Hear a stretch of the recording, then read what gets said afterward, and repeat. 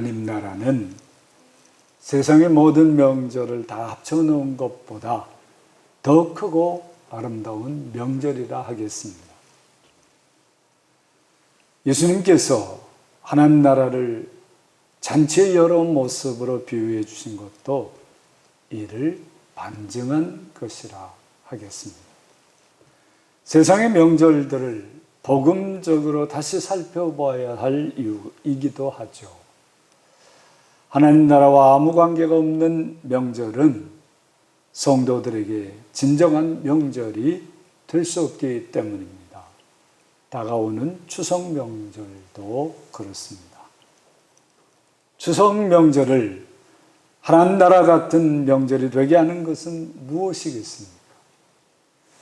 내가 기도할 때에 기억하며 너희로 말미암아 감사하기를 그치지 아니하고, 일상의 번잡함에서 며칠 풀려나서 서로를 기억하며 서로에게 감사하는 것이 추석 명절을 하나님 나라 같은 명절이 되게 하는 출발점이라 하겠습니다. 가족뿐 아니라 고마운 분들, 주변의 어려운 분들을 기억하면서 감사할 때 하나님 나라 같은 추석 명절을 누리게 되는 것입니다. 성도들의 추석 명절은 감사하면서 시작해야 하는 것이죠. 서로가 서로에게 감사로 기억되며 사모하게 되는 것은 서로에 대한 믿음과 사랑 때문입니다. 이 믿음과 사랑이 더 깊고 풍성해지는 길이 있죠. 감사가 기도로 이어질 때라고 하겠습니다.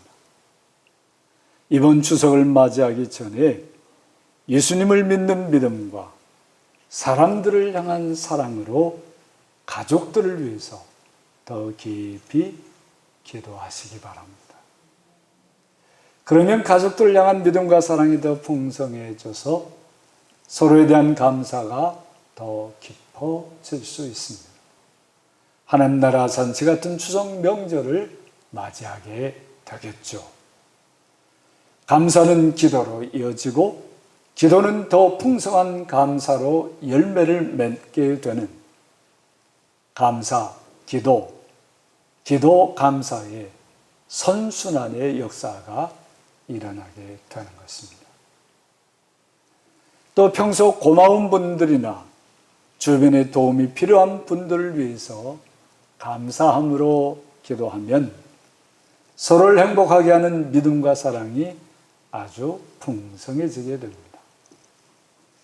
무심코 지나가니까 그렇지, 조금만 생각해 보아도 자신이 얼마나 많은 사람들의 사랑과 헌신에 빚지고 있는지 알 수 있습니다. 물론 그분들이 어떤 보상을 바라고 그렇게 하신 것이 아니어도 그 사람을 위하여 감사한 마음으로 기도한다면 얼마나 아름답겠습니까? 표현하지 않는 감사, 기도 없는 감사는 감사의 역사를 만들어낼 수 없습니다. 특히나 주위 분들 중에 외로운 분들, 병든 분들, 어려운 문제에 쌓인 분들을 품고 드리는 중보 기도는 그 사람들에게 말할 수 없는 위로와 감사가 될 뿐 아니라 자신에게도 큰 은혜가 된다는 사실을 잊지 마십시오. 이런 기도가 풍성해져서 하나님 나라 같은 추석 명절을 누리시기를 바랍니다. 아멘. 또한 무엇보다도 어떤 오해로 서먹서먹해진 분들이나 그런 분들이 있죠. 이해관계가 얽혀서 심하게 다툰 분들이나 아예 등 돌리고 다시는 보지 않겠다고 결심한 분들을 기억하며 회개하고 기도할 수 있다면 정말 많은 것이 달라질 것입니다. 비록 한꺼번에는 아니어도 조금씩 마음이 열리고 믿음과 사랑이 회복되면서 화해의 문이 열리고 함께 기뻐할 수 있는 놀라운 변화가 일어납니다. 상대방이 같이 받아들이면 참 좋겠지만 받아들이지 않는다 해도 자신의 마음은 한결 가벼워지면서 감사가 더 깊어지게 될 것입니다. 이런 감사가 조금씩 쌓여가면서 기도가 깊어지고 마침내 기적 같은 일들이 일어나게 되는 것입니다. 이번 추석 명절에 그런 기적 같은 일이 일어난다면 정말 하나님 나라 같은 추석 명절이 되지 않겠어요? 여러분들 다 그런 복 받기를 축원합니다. 아멘. 이런 놀라운 은혜가 가득한 추석 명절이 되게 하는 기도의 제목들을 오늘 말씀에서 말씀하고 있는데 잘 들어보세요. 가장 기본적인 기도 제목은 17절에 있습니다. 우리 주 예수 그리스도의 하나님, 영광의 아버지께서 지혜와 계시의 영을 너희에게 주사 하나님을 알게 하시고, 좀 복잡하게 말씀하셨지만 기도 제목을 간추려 보면 하나이죠. 하나님을 알게 해 주십시오 라는 기도인 것이에요. 우리가 예수 믿은 세월이 얼마인데 하나님을 설마 모를까? 이렇게 생각하시나요? 그래서 하나님을 알게 해 주세요 하는 이 기도는 처음 믿는 사람에게나 해당되는 것처럼 여깁니까? 우리가 가지고 있는 거의 모든 문제는 하나님을 잘 알지 못하는 데서 생기는 것이라 할 수 있습니다. 하나님을 잘 알게 되면 어찌 하나님을 사랑하고 이웃과 만물을 사랑하지 않을 수 있겠습니까? 하나님을 믿는다고 하면서도 하나님을 몰라도 너무나 모른다는 게 우리의 삶의 가장 큰 문제라 할 수 있습니다. 곰곰이 생각해 보세요. 그렇습니다. 우리 주님의 십자가로 화해를 이루어 주신 하나님을 안다면 어떻게 우리 안에 시기와 질투, 반목과 갈등을 그대로 두고 살 수 있겠어요? 성령님으로 동행해 주신 우리 하나님을 잘 안다면 우리가 어떻게 불신과 절망으로 불안해하고 고립과 우울 속에 살아갈 수 있겠습니까? 하나님을 잘 모르는 데서 빚어지는 일이죠. 우리는 정말 하나님을 잘 모르는구나. 우리 안에는 참으로 하나님이 안 계시구나. 이 사실을 먼저 겸손하게 인정해야 합니다. 간절한 마음으로 하나님을 알게 해 주십시오 라고 기도해야 하는 것입니다. 이 기도는 영광의 하나님께서 주시는 지혜와 계시의 영, 성령님의 역사로 응답을 받게 됩니다. 누구도 성령님의 도우심 없이는 하나님을 잘 알아갈 수가 없는 것이에요. 하나님을 안다고 하는 것은 하나님의 존재 전체를 빠짐없이 알게 되는 것을 말하는 게 아닙니다. 우리도 그렇지 않습니까? 내가 누구를 안다 할 때 그 사람의 속속들이를 다 아는 것을 의미하는 게 아닙니다. 무엇입니까? 하나님의 피조물인 인간은 하나님의 존재 자체를, 존재 전체를 결단코 이해할 수 없습니다. 질적으로 다른 존재이기 때문에 그렇죠. 하나님을 안다는 것은 사람들을 향한 하나님의 사랑의 마음을 아는 것을 뜻하는 것입니다. 하나님의 사랑의 마음을 아십니까? 하나님을 안다고 하는 것은 세상을 주관하시며 섭리로 이끄시는 하나님의 뜻을 아는 것을 의미하는 것입니다. 여러분들 향한 하나님의 뜻을 알아가는 것이, 그 선하신 하나님의 뜻을 알아가는 것이 하나님을 알아가는 것입니다. 사람이 하나님을 알아가면 마음의 눈이 밝아진다 했어요. 전에는 잘 보이지 않던 하나님의 사랑이 더 잘 보이게 되고, 지금까지 잘 보지 못했던 고마운 사람, 고마운 일들이 더 잘 보이게 된다는 말씀인데, 그렇게 되기를 축원합니다. 마음의 눈이 밝아져서 다른 사람들의 그 작아 보이던 좋은 점들이 아주 크게 보이기를 바랍니다. 하나님을 알아서 마음의 눈이 밝아지면 이런 기적이 일어나는 것입니다. 마음의 눈이 밝아졌다고 하면서도 그저 불평할 일들, 남들의 결점이나 찾아보려고 하는 것, 남들의 그 잘못된 것만 점점 크게 보이는 건 하나님을 알아서 눈이 밝아진 것이 아니에요. 성도 여러분, 여러분들의 눈이 정말 밝아지기를 바랍니다. 내 곁에서 함께 살아가고 있는 가족들, 좋은 점들만 크게 보이기를 바라요. 부부 사이에서, 부모 자식 간의 사이에서 좋은 점은 안 보이고 싫고 나쁜 점만 자꾸 보이면 어떻게 해야 될까요? 마음의 눈이 점점 어두워지는 거예요. 회개하고 기도해야 됩니다.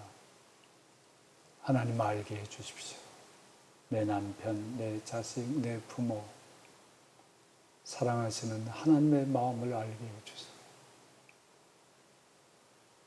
내 이웃들, 내 친구들,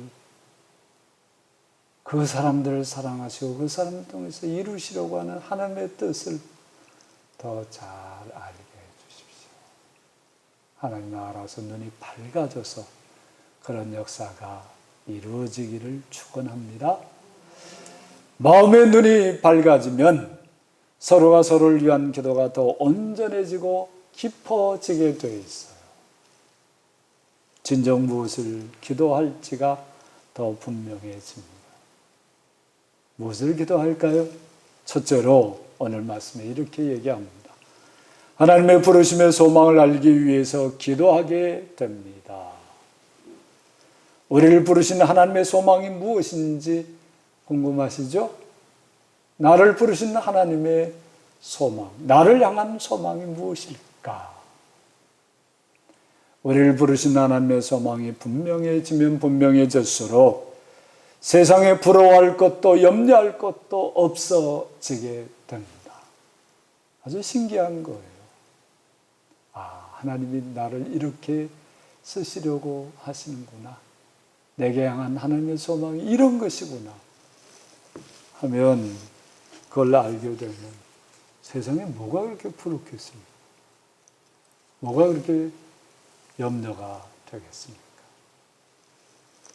이 사람을 향한 하나님의 소망을 감사하는 기도를 통해서 알아차린 마르틴 루터 킹 목사님은 이렇게 말했습니다. 나에게는 꿈이 있습니다. 조지아주 붉은 언덕에서 노예의 후손과 주인의 후손이 형제처럼 손을 맞잡고 나란히 앉게 되는 꿈입니다. 나에게는 꿈이 있습니다. 사람이 피부 색깔로 평가받는 것이 아니라 인격으로 존중받는 그런 세상에 대한 꿈입니다.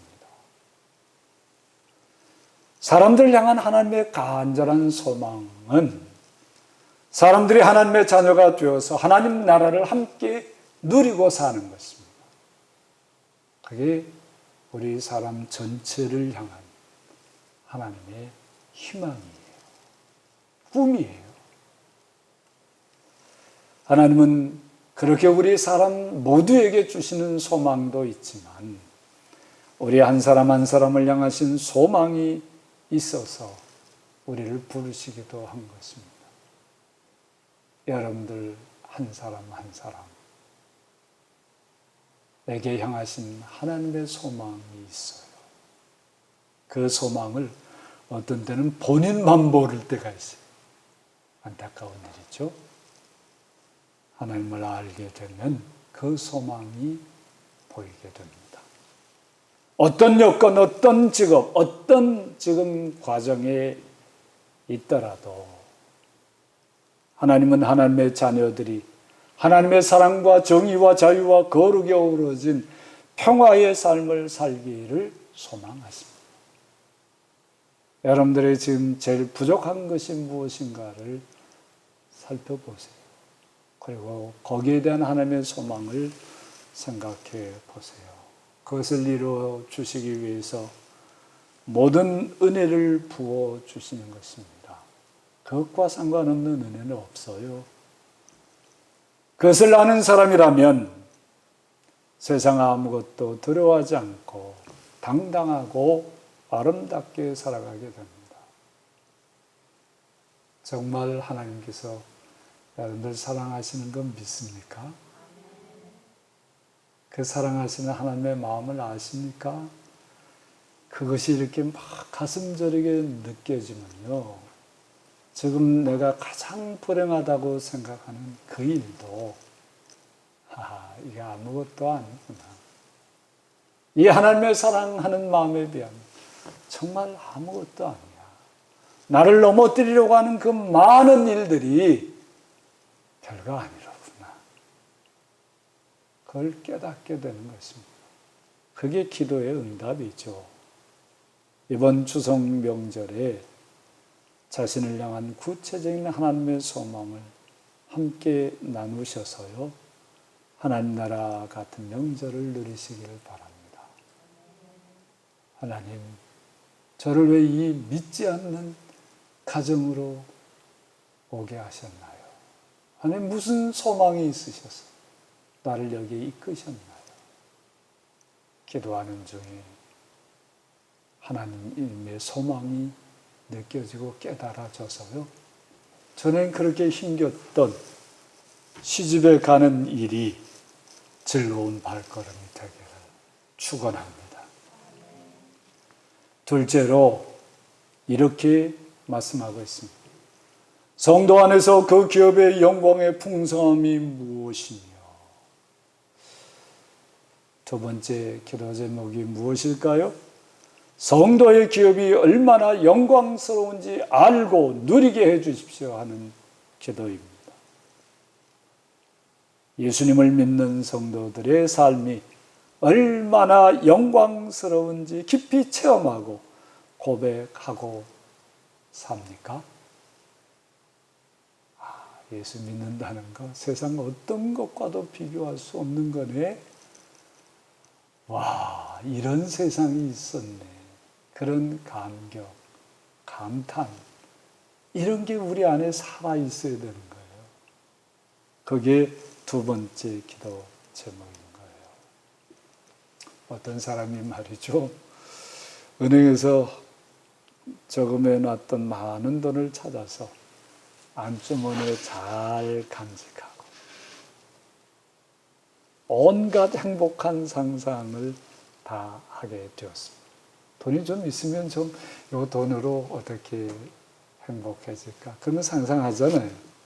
이 사람도 그랬던 말이에요. 그러다가 버스가 와서 버스를 타게 됐는데요. 당시에는 버스비를 현금으로 내야 하는 시절이어서 버스비 내려고 주머니를 투적투적 해보니까 돈이 하나도 없는 거예요. 행복한 상상을 하다가 안주머니에 고이 간직하고 있는 그 많은 돈을 아주 까맣게 잊어버리고요. 아이고, 큰일 났구나. 돈이 한 푼도 없네? 운전기사에게 세상에서 가장 불쌍한 표정을 지으면서 사정사정을 했습니다. 운전기사가 불쌍히 여겨주어 목적지에 내리고 나서야 안주머니에 이렇게 많은 돈이 있는데, 그런 게 생각난 사람, 그 기분을 아시겠어요? 우리 예수 믿는 사람은 정말 하나님으로부터 얼마나 많은 엄청난 그것을 받아 누리고 있으면서도 아무것도 없는 사람처럼 그렇게 살 때가 없지 않죠? 예수 믿는 성도들이 자신들이 얼마나 엄청난 영광스러운 삶을 선물로 받았는지를 몰라서 하지 않아도 될 걱정과 수모를 겪으며 살아간다는 것, 안타까운 일 아니겠어요? 그걸 잘 모르겠거든. 내가 무슨 영광스러운 삶을 선물로 받았지? 이거 잘 모르겠거든요. 이 두 번째 기도 제목으로 기도하는 거예요. 하나님께서 제게 주신 이 영광스러운 기업이 무엇인지 알게 해주세요. 하나님 아버지께서 제게 맡겨주신 영광스러운 삶의 토대, 기업이 무엇인지 알게 해주세요. 기도하는 중에 그것을 알게 된 사람은 참으로 안 먹어도 배부른 사람 같은 행복을 누리며 살게 됩니다. 이번 추석 명절이 이 기도의 응답으로 하나님 나라 같은 명절이 되시기를 축원합니다. 아멘. 여러분들, 하나님께서 주신 게 참 많은 사람들이에요. 셋째로, 그의 힘의 위력으로 역사하심을 따라 믿는 우리에게 베푸신 능력의 것임이 어떠한 것을 너희로 알게 하시기를 하셨죠? 세 번째 기도의 제목이 무엇입니까? 하나님께서 우리에게 주신 크신 능력을 알게 해 주십시오 라는 제목입니다. 하나님께서 여러분 한 사람 한 사람에게 엄청난 능력을 주신 것을 믿고 아십니까? 그 능력이 얼마나 크고 놀라운 것인지 체험해 보셨습니까? 뭔 말인지 모르겠어요. 그런 분들은 이 기도 제목으로 새롭게 기도하셔야 됩니다. 하나님께서 제게 능력을 엄청나게 부어주셨다고 하는데 저는 하나도 못 느끼겠어요. 그거 좀 알게 해주세요. 그것이 마음에 다가오게 해주세요. 그렇게 간절하게 기도해 보세요. 대부분의 성도들은 하나님께서 자신에게 부어주신 능력을 모르고 사는 것 같습니다. 그걸 어떻게 알 수 있을까요? 알긴 알아야 되겠는데 기도한 후에도 응답이 없는 것 같은데 어떻게 알 수 있을까요? 때로 여러분들 그런 생각이 들 때가 있죠. 내가 살아가는 이 삶이 기적 같다고 느낀 적이 있습니까? 내 삶이 기적 같다고 느낀 적이 있다면 그게 바로 하나님께서 여러분들에게 주신 능력으로 된 것임을 깨달으셔야 합니다. 그게 거저된 게 아니거든요. 나의 나 된 것은 하나님의 은혜로 된 것이니. 누구의 고백이죠? 사도 바울의 고백입니다. 사도 바울은 자신의 인생이 하나님의 능력으로 된 것임을 그렇게 고백한 것이에요. 주님을 핍박하고 교회를 핍박하던 내가 세상에 하나님의 말씀을 전하는 이방인의 사도가 되었다니, 이런 기적이 아니면 안 돼. 그 기적을 일으키신 하나님의 능력이 내 안에서 역사하셨기에 오늘의 내가 있는 거야. 하나님은 그렇게 많은 능력을 내게 부어주셔서 이 놀라운 삶을 살아가게 하셨어. 그 고백이 나의 나 된 것은 하나님의 은혜로 된 것이니 하는 그 간증의 고백인 것입니다. 여러분도 이 고백하실 수 있죠? 나의 나된 것은 하나님의 은혜로 된 것이니 이걸 고백할 수 있다면 하나님께서 부어주신 능력을 이미 받으신 줄 믿습니다.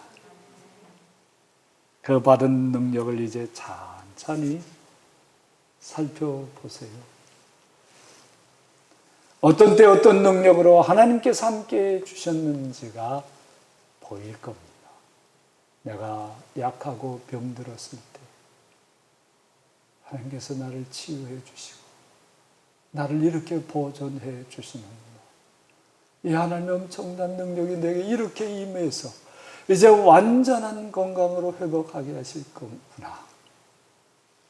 내가 가난하고 사람들에게 몰려 살 때 하나님께서 그래도 쓸 것을 공급해 주시고 우리 하나님께서 그래도 나를 보호해 주셨구나. 코로나19 재난 속에서 이렇게 힘들고 아파하고 고통스러울 때 우리를 보호해 주시고 지켜주셨구나. 하나님의 능력 아니고는 안 되는구나.